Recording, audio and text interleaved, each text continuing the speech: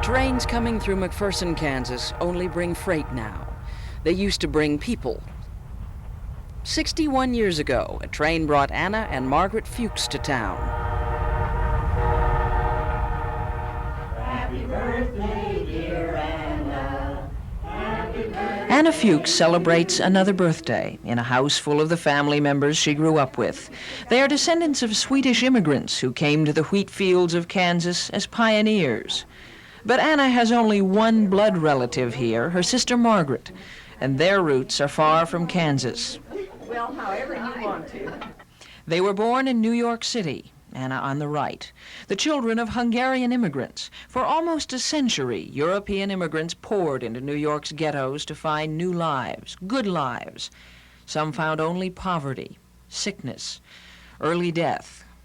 They left behind orphans, thousands of them. Homeless children wandered the alleys, slept in the streets. Life began happily for Anna, Margaret, and their baby sister Helen. But this amusement arcade picture was to be the last one taken of the entire family. The girls' father, Stephen Fuchs, died at a young age. Shortly afterward, their mother, Catherine, died too. The girls were placed in an orphanage. Anna was 9. I hated the place, and not because they mistreated us in physical ways or anything like that, but just I wanted to get away from it. If I'd stayed at the orphanage until I got into my teens, the only way out would be working in factory and some place like that, and I knew I did not want to end up working in a factory. Anna escaped the orphanage. She and her sisters were among 100,000 orphans shipped to the Midwest by the Children's Aid Society, which believed they had a better chance in foster homes on the farms and in the small towns of the Great Plains. They became known as Children of the Orphan Trains. Posters advertised the arrival of a new shipment for the farmers and townspeople. Some of the children found love.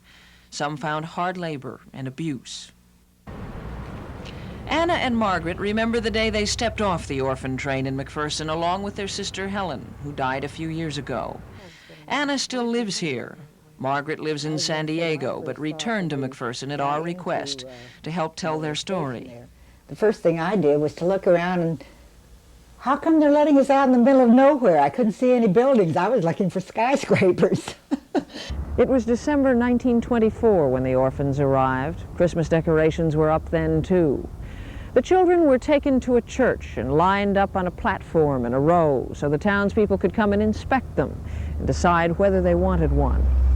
As Anna stood on that church platform, she worried no one would take her because she had a congenital hip defect and a deformed hand. Well, just the idea that I just didn't think that anybody would want someone like that, because normally you think of someone when they want children, why they want someone that they can kind of be proud of, I guess. But Jenny Bengston, a spinster who grew up in a large Swedish-American family, took Anna into her home, raised her, and scrimped to help put her through college. Jenny ran a boarding house, but she made room for Anna. She was a person I could trust. When I first came here, I did not trust anyone. I had lost faith in people. And she was always behind me, big moral support in everything I did. I would say she was a mother and a friend and counselor, all wrapped up in one. A lot of fun, a lot of happy days in this house. Margaret was placed with a couple across town. They ran a boarding house too, and when it was filled, Margaret slept in the basement. The house never really seemed like a home to me. As far as I was concerned, it was just a house. I have no sentimental attachment to it. There was little time for play, and she did not see much of Anna. Like in my case, I never really felt that I was a part of a family, never felt that I had a family. I always had the feeling that I was there in place of a maid. If I would want to visit with my sister Anna, oftentimes it would be that, well, No, you can't do that today. Today I want you to wax the living floor, or the bathrooms need scouring, or I need an extra cake made. I really feel like I've had two mothers.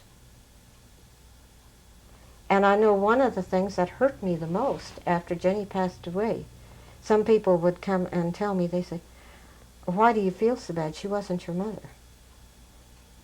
And that was the hardest thing for me to take.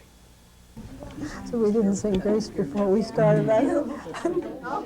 Anna, growing up with Jenny Bengston and all of Jenny's relatives, became a part of McPherson. She worked for an insurance company in town until her recent retirement. This is where her family and friends are. Margaret left town as soon as she finished school. She never forgot New York and the few happy years there with her parents. As a child, she dreamed of running away to New York. I wanted to get back there to see if we couldn't find some relatives. Why? Why this need to go back, to recapture, to... Because I was always positive that we had some family there, and I wanted family. I felt that if we found any relatives there, if we could locate any relatives, then we could all go back there and be together again. Years later, Margaret, married now and with her own family, did go back to New York. There were no relatives. But she did fulfill one dream. She found the graves of her parents, her father buried in one cemetery with an infant son, her mother in another cemetery several miles away.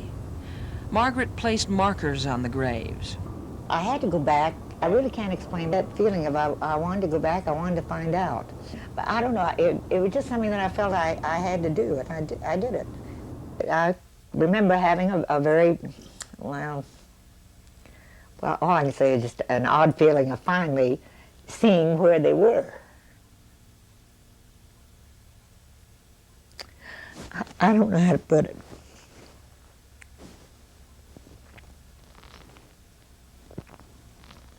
Did it make you happy? Yes, it did.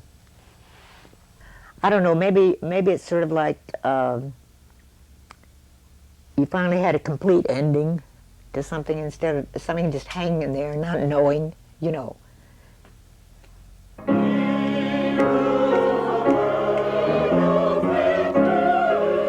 Orphan Train has faded into history. The lives of Anna Fuchs of McPherson, Kansas, and thousands of other people scattered across the country are still shaped by it.